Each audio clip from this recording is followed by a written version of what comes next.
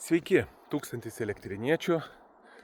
Nu ką, su tokiom šiandien šeštadienį, sakyčiau, liūdnom, bet nestebinančiom žiniom ir informacija. Mes viešinome apie viešuosius pirkimus, apie konkursus, apie vieną įmonę, kuri laimėjo 2 statyti pastatus, tai Vievi prieš mokyklinės ar pradinės mokyklos pastatą iš ES lėšų ir Elektrėnuose progimnazinės mokyklos pastatą taip pat iš ES lėšų. Ir mes viešinom, kaip taip gali būti, kad įmonė, kuri turi 6 darbuotojus, laimi tokius 2 didelius konkursus, nedidelę apyvartą, atlyginimai tik tai 744 eurų ir kad Elektrėnuose, kaip taip konkurso sąlygos paruošiamos, kad atsitinka tokie dalykai. Pasirodo, ir mus pasiekė informacija, kuri, kaip suprantu, su laiku bus patvirtinta ir oficialiai. Pasirodo, šių įmonių yra tinklas ir jas susijusios per vieną asmenį ir viena iš tų įmonių jau Elektrėnuose statė ir gaisrinės pastatą. Šnabždasi, kad jau ta įmonė bankrutuoja ir įsivaizduokit su visom pasiekmėm, tai garantiniai, taip toliau. Ir tų visų įmonių vadovai šią savaitę buvo suimti ir tai labai iš tikrųjų liūdina, kaip taip Elektrėnuose vyksta, kad va toks įmonių tinklas, kurių parametrai iškart signalizuoja, kad yra problema, laimi Elektrėnų savivaldybėje konkursus, vėliau bankrutuoja ir Elektrėnų savivaldybė perima visas įsipareigojimus, garantiniai iš mūsų visų pinigų ir visa kita. Kaip prašomos yra konkurso sąlygos, kad gali laimėti toks įmonių tinklas, kuris pagal jau net pirmus parametrus nieko nereikia, atsidarai registras.lt ir matai, kad jau yra problema.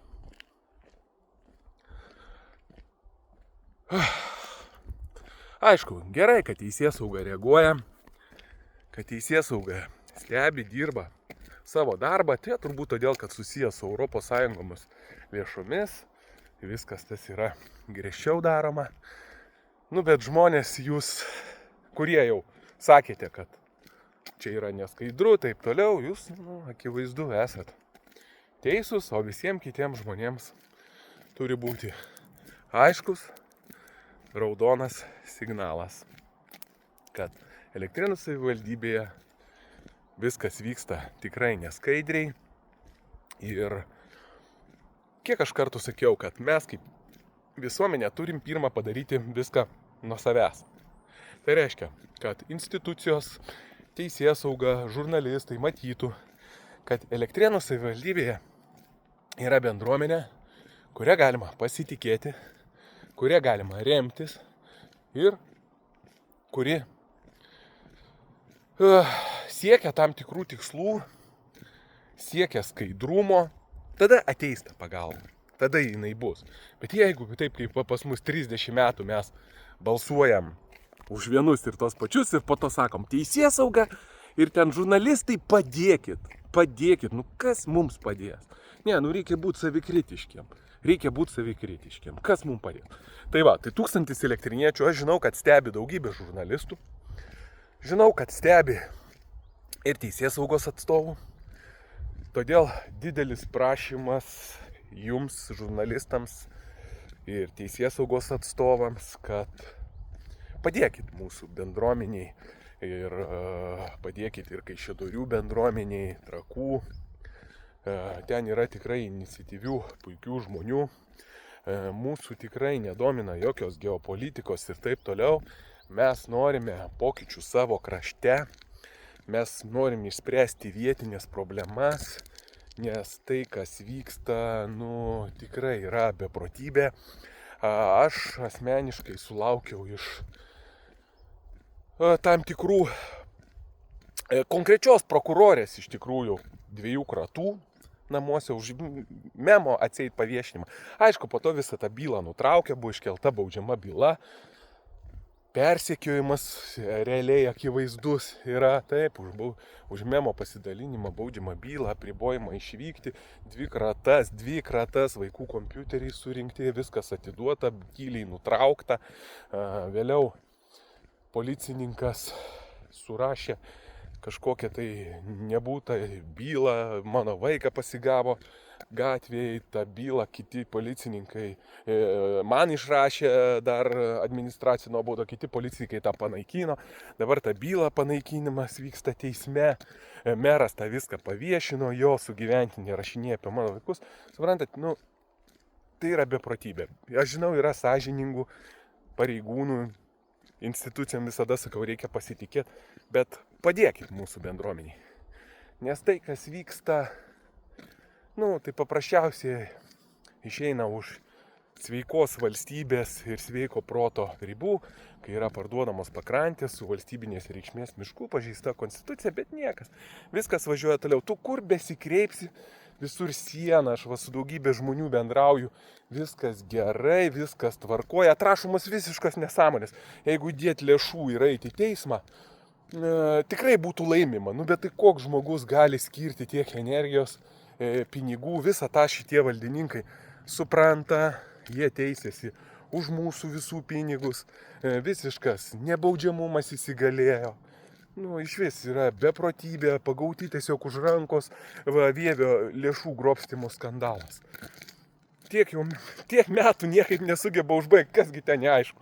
Sąskaitos yra, į kur pervesta yra, lėšos yra, seniūnas atsakingas yra, viskas yra ir institucijos, kurios kontroliuotų turėjo savivaldybė, nes valdiškų pinigų taip negalima pavogti, kaip pavyzdžiui iš įmonės ten. Visi visą tą puikiai supranta, yra ne teismo sprendimai, kurie pasisako aiškiai, kad neįmanoma to padaryti, tiesiog neįmanoma, tiesiog yra daugybė kontrolės sluoksnių. Jeigu buvo pavogta, reiškia, tame kažkas dalyvavo, užmerkė akis ar nevykdė savo pareigų. Tai visuomenė bus dar šią temą daugiau žinių, bet informacija tokia liūdna. Aišku, mūsų Elektrėnų savivaldybės taryboje argi įdomu kažkam viešieji pirkimai, argi įdomu. Kaip ten rašomos tos sąlygos, laimi kažkokios įmonėlės ir po to, kaip už jūs balsuot, eina po renginių, šypsosi, taip toliau, kaip už jūs balsuot, jeigu jūs savo tiesioginio darbo nesugebat padaryti, viešųjų pirkimų pasidomėti, sukontroliuoti. Laimi tokios įmonės, aišku, jūs ten skėsčiosit rankom, o ką mes galim padaryti, o ką mes galim toks įstatymas. Padarykit, ką galit padaryti. Ir paviešinkit, ir mes visuomenė padėsim, ir mes visuomenė palaikysim. Be demokratų Gintaro Jančiausko, Urbakio ir Kertenių ir liberalų visų Gedimino Ratkevičių, Vaitukaičių, tengi jūsų daugiau yra. Opozicija, sušaukit, sušaukit neeilinį tarybos posėdį. Kodėl vyksta taip konkursai Elektrėnų savivaldybė? Kodėl leidžiama pardavinėti žemę? Ir po to ruodas atsidūrė. Kodėl pakrantės mūsų išparduotos? Kaip atsitiko taip, kad pardavė su valstybinės reikšmės mišku? Padarykit, ateisim visuomenė, ateisim, palaikysim. Ko nesugebat padaryti? Kam skėsčiot rankomis? O kaip šitiem visiems negėda? Demokratai, Urvakis, Gintaras Jančiauskas. Negėda. Kai vyksta tokie dalykai, kai kažkokios įmonėlės laimi konkursus, tai po to teisėsauga jos visus suima ir paaiškėja, kad neskaidru, nesimatė, neaišku. Negalima parašyti tokių konkurso sąlygų, kad tokios įmonės nepraeitų tiesiog tokių kriterijų. Bet ne, rašoma taip, kad jos praeitų. Ir dar jos sugeba laimėti ir vienas ir to pačios. Tai nieko nesignalizuoja, nieko nesako. O mes visuomenė, turim turėti stuburą, turim demonstruoti, kad mes norim pokyčių, mes neatsitrauksim, tada mums kiti padės. Kitaip nieko nebus. Visi susimastykit, pamastykit ir greitų laikų imsimės veiksmų, kad tų pokyčių būtų ir jie tikrai ateitų. Prašau pasitikėjimo ir girdėkit, ką sakau. Tai yra labai, labai svarbu. Neklausykit šitų, kur jie čia negatyvas skleidžia, jie čia nepatenkinti, o kita ranka žviebio grobstimas lėšus, ten žemės pardavinės klipus. Jie čia negatyvas skleidžia, kita ranka viską. Suprant, nebūkit jau visiškai avinai. Nebūkit. Aš tikiu, 1000 elektriniečių, kurie stebi, tikrai tokie nėra. Bet pakalbėkit su visais kitais. Taigi jau akivaizdus dalykai. Akivaizdus dalykai. Yra, dar pašnekėsim, yra dar tos informacijos daug. Tai ką, tai laukiam informacijos papildomos šitų klausimų ir susimatysime artimiausiu metu dar kitomis temomis. O šiandien turiu žygį, 20 km. Reikia pravalyti galvą, gamtą, pakvėpuot, nes tas, kas moka ilsėtis, tas gerai ir dirba. Ačiū Jums, iki.